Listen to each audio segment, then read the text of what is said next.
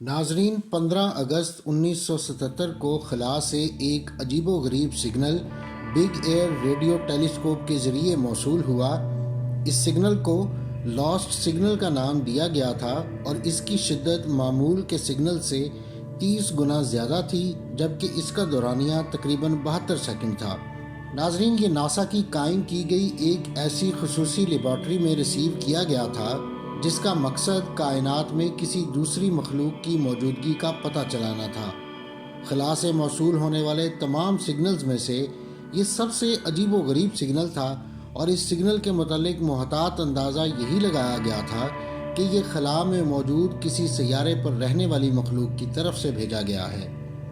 ناظرین، سائنسدانوں کو یقین ہے کہ 40 بلین سال پرانی اور 500 بلین کہکشاؤں پر مشتمل اس وسیع کائنات میں کہیں نہ کہیں کوئی دوسری مخلوق ہونی چاہیے۔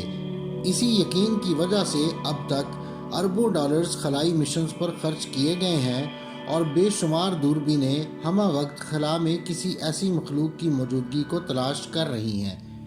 بے شمار خلائی جہازوں کو اسی امید پر خلا میں بھیجا گیا، اور انہی میں 2009 میں بھیجا جانے والا کیپلر سیٹلائٹ بھی شامل ہے، جس کی بدولت ہمیں ہزاروں زمین جیسے سیارے ملے ہیں جہاں زندگی کے لیے حالات ممکن ہو سکتے ہیں۔ یہ بلا شبہ خلا میں زندگی کی تلاش میں ایک اہم دریافت ہے۔ موجودہ سائنسی ترقی کی رفتار کو دیکھتے ہوئے کہا جا سکتا ہے کہ آئندہ چند دہائیوں میں ہم اس حوالے سے کامیابی مل سکتی ہے۔ تاہم سوال یہ ہے کہ کیا ہم واقعی ایسا چاہتے ہیں؟ ہمیں معلوم نہیں کہ وہاں موجود مخلوق کیسی ہوگی اور اس کے مقاصد کیا ہوں گے۔ تاہم مشہور سائنسدان البرٹ آئنسٹائن کے مطابق کروڑوں اربوں زمین جیسے سیاروں کی کائنات میں موجودگی کی وجہ سے یہ لازمی ہے کہ کہیں نہ کہیں کوئی مخلوق موجود ہے اور کائنات کی وسعت میں ہم تنہا نہیں ہیں۔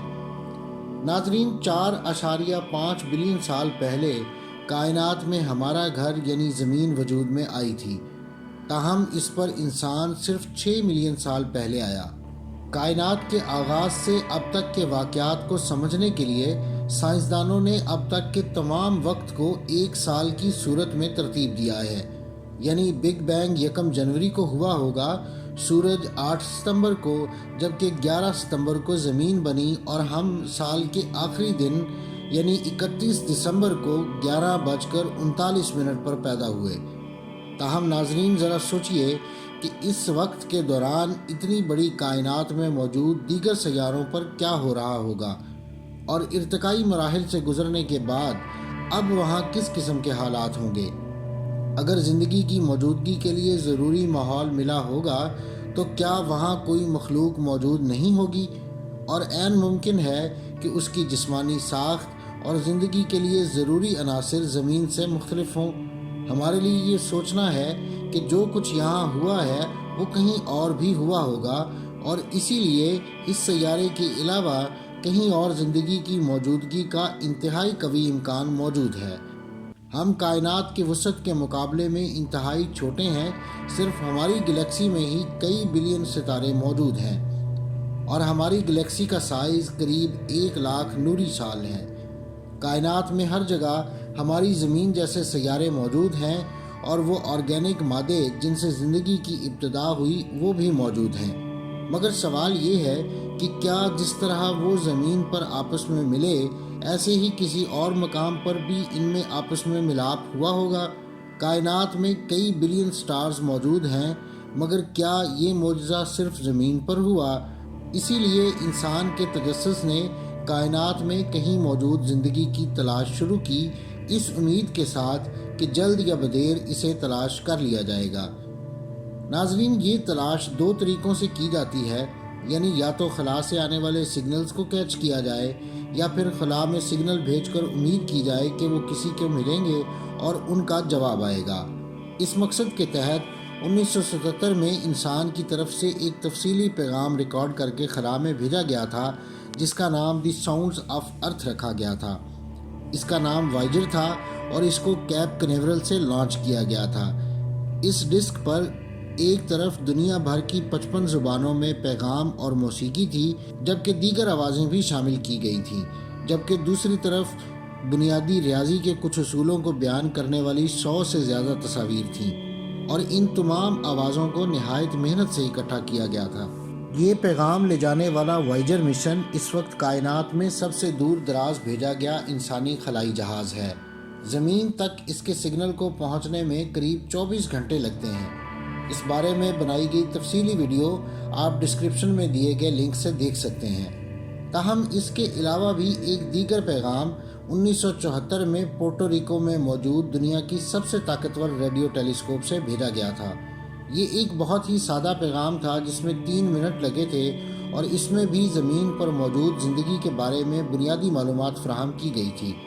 تاہم خلائی مخلوق کی تلاش کے لیے انسان صرف خلا میں پیغام بھیجنے تک ہی محدود نہیں ہے، بلکہ کائنات میں ایسی نشانیوں کی تلاش بھی جاری ہے جن سے زندگی یا کسی اور مخلوق کی موجودگی کا امکان ظاہر ہوتا ہو۔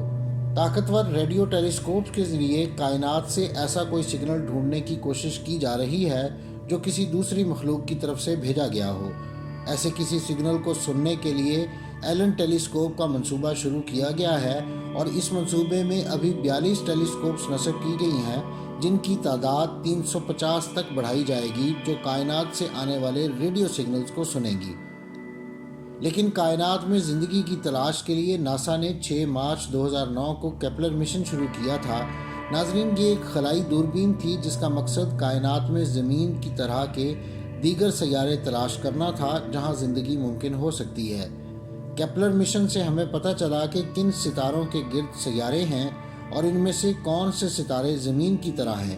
اس کا مطلب ہے کہ اب ہم کائنات میں موجود سیاروں کے بارے میں بہتر جانتے ہیں۔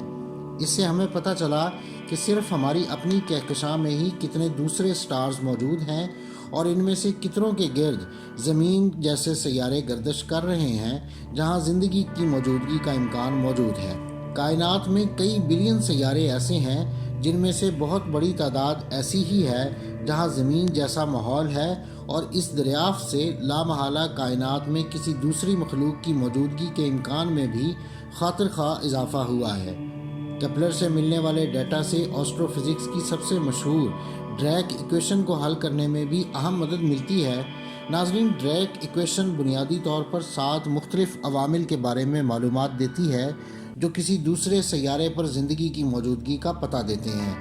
اس ڈیٹا سے ان 7 فیکٹرز کی ویلیو دریافت کی جا سکتی ہے جن کی بنیاد پر کائنات میں کہیں موجود زندگی کے بارے میں پیش گوئی کی جا سکتی ہے۔ ناظرین، جب فرینک ڈریک نے پہلی بار 1961 میں ڈریک ایکویشن کو لکھا تھا تو اس نے ان عوامل میں سے ہر ایک میں اپنا ذاتی اندازہ لگایا تھا، اور اس کا ایک تخمینہ لگایا جو کہ 10 ارب ستاروں کی گلیکسی کے اندر 10,000 تھا۔ اس نے سوچا کہ ان ستاروں میں سے 10,000 پر کہیں زندگی موجود ہو سکتی ہے۔ کیپلر اور پھر ہبل ٹیلیسکوپ کی مدد سے کائنات میں موجود دور دراز سیاروں کے بارے میں ہمیں اہم معلومات ملی ہیں، اور اب حال ہی میں بھیجی گئی ٹیلیسکوپ جیمز ویب یقیناً کائنات کے آغاز اور اس میں موجود کسی مخلوق کی موجودگی کے متعلق اہم معلومات مہیا کر سکتی ہے۔ موجودہ دور میں سائنسی ترقی کی رفتار پہلے کی نسبت بہت بڑھ چکی ہے۔ گزشتہ 1 دہائی میں انسان نے گزشتہ 100 سال کی نسبت زیادہ دریافتیں کی ہیں۔ صرف ہبل ٹیلیسکوپ نے ہمیں کائنات میں کہکشاؤں کی کل تعداد کا تخمینہ 100 بلین دیا ہے، لہٰذا ہم نظر آنے والی کائنات میں زمین جیسے سیاروں کی تعداد کا حساب لگا سکتے ہیں۔ تاہم سائنسدان اس بات پر بھی سوچ بچار کر رہے ہیں کہ جب کسی خلائی مخلوق سے رابطہ ہوگا تو اس کے کیا اثرات ہو سکتے ہیں۔ آیا وہ مخلوق ہم سے کم ترقی یافتہ ہوگی یا زیادہ؟ کہیں ایسا تو نہیں کہ ہم انجانے میں کسی خطرے کی جانب بڑھ رہے ہیں اور کسی ایسی مخلوق سے رابطہ ہو جائے کہ پوری نسل انسانی کی بقا ہی خطرے میں پڑ جائے۔ عین ممکن ہے کہ خلا میں کہیں ہم سے زیادہ مخلوق موجود ہے جو ہماری ٹی وی نشریات کو دیکھ رہی ہے اور ہمارے سیارے پر اس کی نظر ہے، مگر وہ ہماری آنکھ سے اوجھل ہے۔ ہو سکتا ہے کہ وہ کسی موزوں وقت کی تلاش میں ہے جب وہ ہم سے رابطہ کرے۔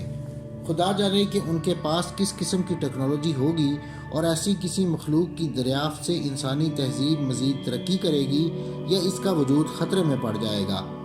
مگر موجودہ سائنسی ترقی کو دیکھتے ہوئے کہا جا سکتا ہے کہ آئندہ کچھ دہائیوں میں ہی ہم کسی خلائی مخلوق سے رابطہ کر چکے ہوں گے۔ ناظرین، یہ تھی آج کی ویڈیو۔ اگلی ویڈیو تک کے لیے مجھے اجازت دیجیے۔ اللہ حافظ۔